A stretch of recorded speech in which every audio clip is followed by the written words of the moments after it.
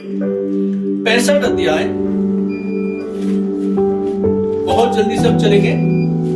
भजन संहिता 65 का 11 का पढ़िए। अपनी भलाई से भरे हुए अपनी भलाई से भरे हुए वर्ष पर तूने मुकुट रख दिया है। परमेश्वर का वचन कह रहा है, अपनी भलाई से भरे हुए वर्ष पर तूने मानो मुकुट रख दिया है। तेरे मार्गों में उत्तम पदार्थ पाए जाते हैं। क्या पाए जाते हैं? परमेश्वर के मार्गों में उत्तम उत्तम पदार्थ पाए। और एक शब्द आ रहा है वर्ष पर। किस पर? वर्ष पर। मैं और आप 2026 में एंटर किए, प्रवेश किए। इस वर्ष के लिए परमेश्वर का वचन कहता है कि अपनी भलाई से भरे हुए। यदि 2025 में हम जाए, परमेश्वर ने हमारे जीवन के ऊपर बहुत बहुत भलाइयां की है, अनगिनत भलाइयां की है, अनगिनत आशीषें दी है उसने हमें। और वही परमेश्वर यूं कहना चाह रहे कि अपनी भलाई से भरे हुए वर्ष पर। किस पर? वर्ष पर, साल पर। अपनी भलाई से भरे हुए वर्ष पर तूने मानो मुकुट धर दिया है। क्या कर दिया? मतलब किसी योजना के तहत कुछ काम को परमेश्वर ने पहले से ही पूरा कर दिया है। और जो साल है, जो वर्ष है, ये कोई 1 घंटे का समय नहीं है। 65 का 11 है। ये कोई एक समय, एक पल की बात नहीं है, 1 घंटे की बात नहीं है। इस पूरे साल में 12 महीने हैं। हालेलुया। 365 दिन है इसमें कई हफ्ते हैं, इसमें कई घंटे की बात है। और परमेश्वर पूरे 365 दिन के लिए, पूरे 12 महीने के लिए, मेरे लिए और आपके लिए यूं कहता है, मैंने अपनी भलाई के भरी हुई कामों को, मैंने तुम्हारे लिए वर्ष पर मैंने मुकुट धर दिया। हालेलुया। पहले से ही योजना है परमेश्वर की, मेरे लिए और आपके लिए परमेश्वर की पहले से ही योजना है। और प्रभु का वचन कहता है, तेरे मार्गों में उत्तम उत्तम पदार्थ पाए जाते हैं। उत्तम उत्तम पदार्थों को यदि मुझे और आपको लेने की आवश्यकता है, तो कैसे हम ले पाएंगे? हम ले पाएंगे परमेश्वर की उपस्थिति के द्वारा। जहां जहां मेरे और आपके जीवन में परमेश्वर की उपस्थिति लगातार बनी रहेगी, वहां वहां पर परमेश्वर की आशीषें स्वयं बहना शुरू हो जाएगी। लेकिन जरूरत क्या है? मुझे और आपको अपने जीवन में परमेश्वर की उपस्थिति को लगातार बहते देना है। हालेलुया।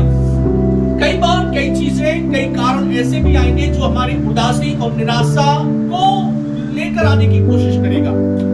कई बार मैं आप, हम तो अच्छे चल रहे हैं, हमारा जीवन तो अच्छा चल रहा है, लेकिन हम दूसरे के कारण अपने आनंद को खोने देते हैं। समझ रहे बात को?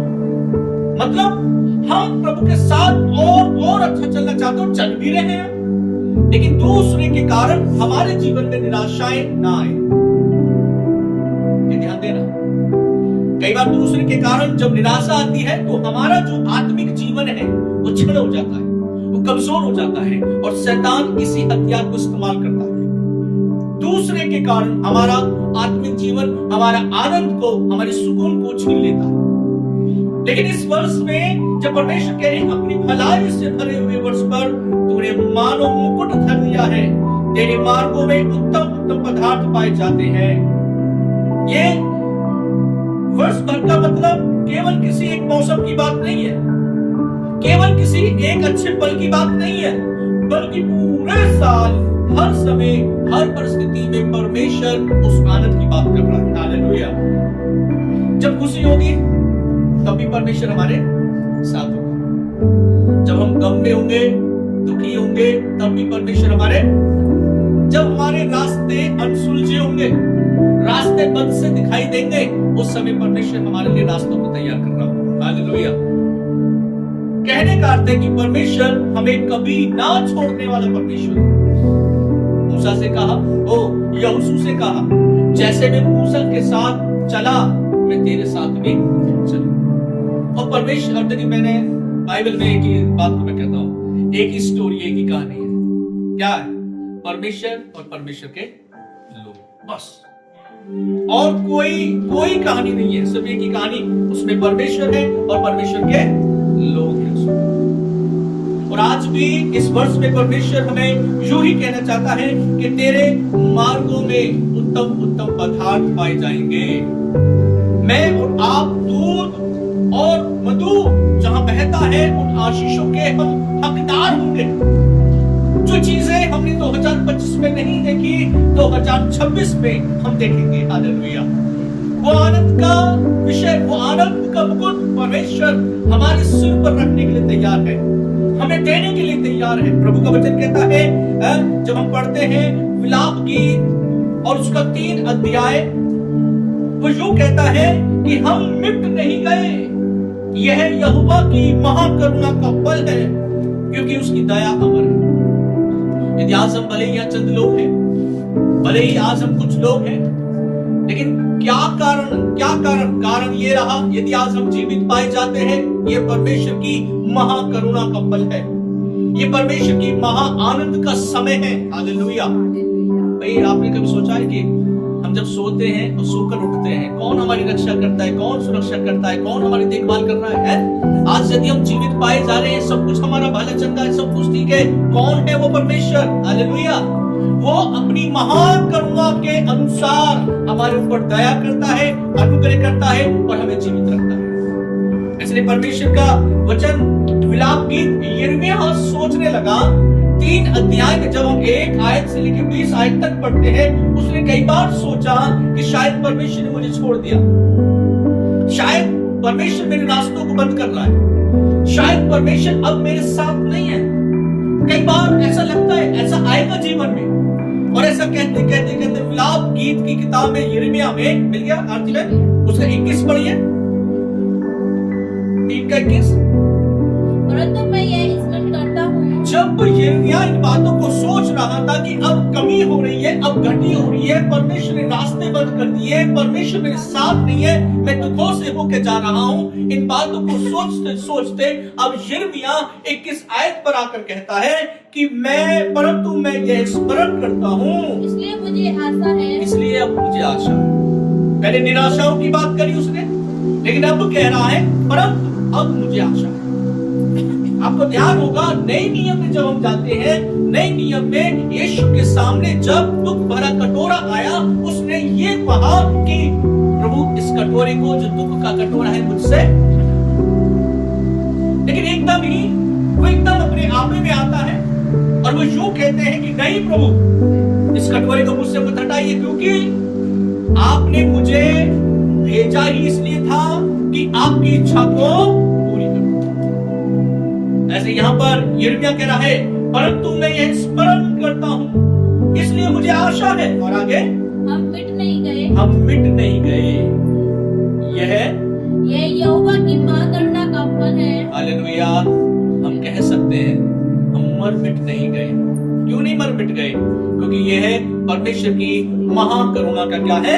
फल है। और क्योंकि उसकी दया अमर है, क्योंकि उसकी दया अमर है, प्रतिभोर वह नहीं होती रहती है, प्रतिदिन प्रतिभोर वह नहीं होती रहती है, तेरी सच्चाई महान है, तेरी सच्चाई महान है। मेरे मन ने कहा यहोवा मेरा भाग है। मतलब जब उसको लग रहा था कि यह कमी है, घटी है, रास्ते से ऐसा है, निराशा है, लेकिन वो आखिर में आकर कहता है सिर्फ और सिर्फ यहोवा मेरा भाग है। हालेलुया। मैंने कई बार जैसे आपसे कहा, मेरे और आपके हिस्से में यीशु मसीह को छोड़ो कुछ नहीं आया। लोग उसके वस्त्र बांट रहे, लोग उसके कपड़ों को टुकड़े टुकड़े करने की कोशिश कर रहे हैं, लोग उस पे हाथ उठा रहे, निंदा कर रहे हैं। सूली पे लटका है वो नासरी है, नंगे बदन में होकर वो मेरे और आपके हिस्से में। हालेलुया। यिर्मयाह कहता है मेरे मन ने कहा यहोवा मेरा भाग है, इस कारण मैं उसमें आशा रखूंगा। जो यहोवा की बाट जोते हैं और जो उसके पास चलते हैं, उनके लिए यहोवा भला है। हालेलुया। अभी परसों पहले दिन की बात है, 3 दिन पहले मैं रात्रि के समय जब प्रार्थना कर रहा था, और प्रार्थना करते करते एक शब्द आया। शब्द क्या? वो एकदम एक पिक्चर दिखाई दी, और वो पिक्चर दिखाई दी एलिया और सारपत की विधवा। और सारपत की विधवा के जीवन में क्या हुआ? क्या देखा आपने? उसके मुट्ठी भर जो आटा मटके में था वो खत्म, कुप्पी भरते खत्म, हालेलुया। परमेश्वर उस समय यूं कह रहे थे, अपने लोगों से कहते, इस साल भी परमेश्वर आपके मटके का आटा और आपकी कुप्पी का तेल खत्म नहीं होने देगा। हालेलुया। और वहां देखने के लिए क्या मिलता है? वहां देखने के लिए मिलता है कि सारपत की विधवा के पास में एलिया को भेजा जाता है और वहां पर वो इस विचार में थी, तो एक आध लकड़ी बीनूंगी और थोड़ा सा जो आटा है उसको मैं बनाऊंगी और अपने बेटे साथ खाकर मैं मर जाऊंगा। एलिया वहां पहुंच जाता है। एलिया कहता है कि एक काम करना, थोड़ा सा पानी लिया और एक टुकड़ा रोटी लिया। हालेलुया। क्या हुआ वहां पर? एक टुकड़े रोटी के द्वारा परमेश्वर ने उसके अकाल को परमेश्वर ने खत्म किया। जो 3.5 साल का अकाल पड़ रहा था, खाने के लिए दाने दाने मोहताज हो गए थे और वो ये आशा कर रहे थे कि हम खत्म हो जाएंगे। एक टुकड़ा एलिया के दिन नहीं हुआ। हालेलुया। और वो गई। प्रभु का धन्यवाद। परमेश्वर का वचन कहता है, जब मैं इसकी स्टडी कर रहा था, कि वो उसने परमेश्वर के दास की आज्ञाकारिता में,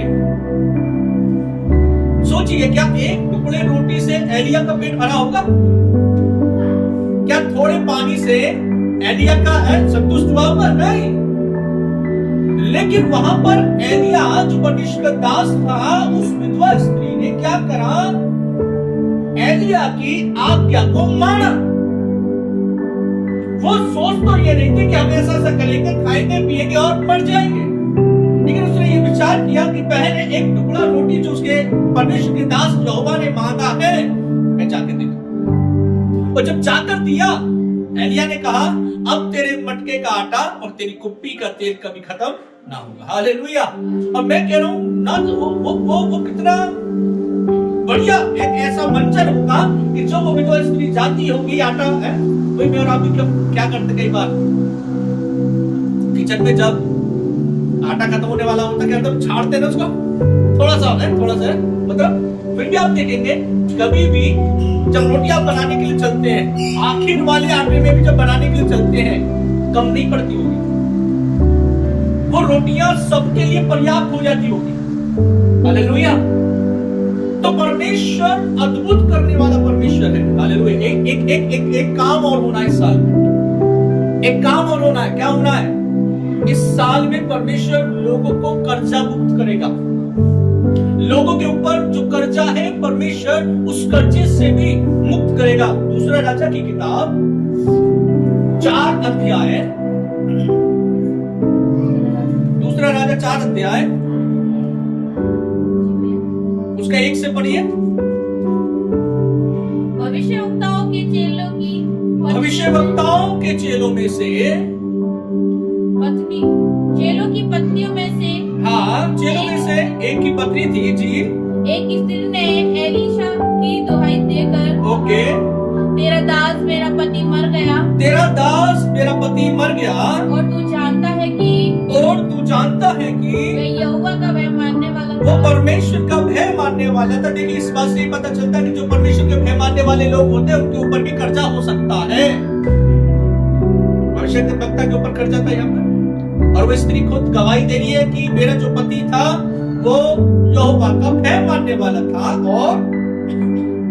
और जिसका भय कर्जदार था, ओके, वह आया है जी कि मेरे दोनों पुत्रों को अपने दास बनाने के लिए ले जाने के लिए आया है। एलीशा ने उससे पूछा, एलीशा ने उस स्त्री से पूछा, मैं तेरे लिए क्या करूं? मुझसे कह कि तेरे घर में क्या है? उसने कहा तेरी दासी के घर में एक हांडी तेल को छोड़ और कुछ नहीं है। ये दूसरी घटना है। एक घटना मैंने वो बताई एलिया के समय की उस विधवा स्त्री के विषय में, और ये एलीशा एलिया का दास था। एलिया जा चुके थे, बवंडर में उठा लिया गया उनको, और ये एलीशा एलिया के दास थे, और ये इस समय की ये दूसरी एक विधवा है, और जो भविष्यवक्ता खत्म हो गया तो उसकी पत्नी है। और एलीशा कहते हैं कि मैं तेरे लिए क्या करूं? मुझसे कहे तेरे घर में क्या है?